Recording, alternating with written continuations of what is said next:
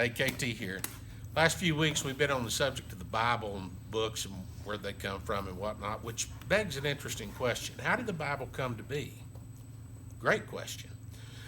Well, you can go on YouTube and watch a plethora of videos, long videos that go into how it was canonized and the history and who wrote what and how these different people got together to decide. But I think I can sum it up for you pretty easily. You see, the Old Testament is authenticated by the writers of the New Testament. Now, what do I mean by that? I mean Matthew, Mark, Luke, and John, and Christ himself referenced Scripture out of the Old Testament. And whenever they referenced out of a book, that book is now Scripture. And across the board, that's how the Old Testament came to be. Christ referenced David in the Psalms. Christ referenced Moses. And so these books that were written by these men are now authenticated through Christ himself and through Matthew, Mark, Luke, and John. So that's, in a nutshell, how the Old Testament came to be.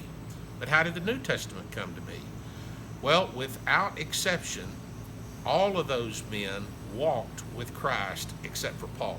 Those men saw Christ, what he did, and testified independently from their perspective about who Christ was and how he fulfilled the Scriptures.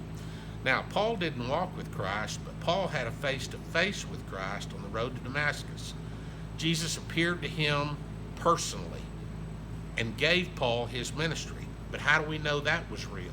Because the other writers, Matthew, Mark, Luke, and John, and Peter, all credit Paul with being who he claimed to be, which was the greatest evangelist that ever walked the face of the earth. So there it is in a nutshell. Hope that works for you. More to come.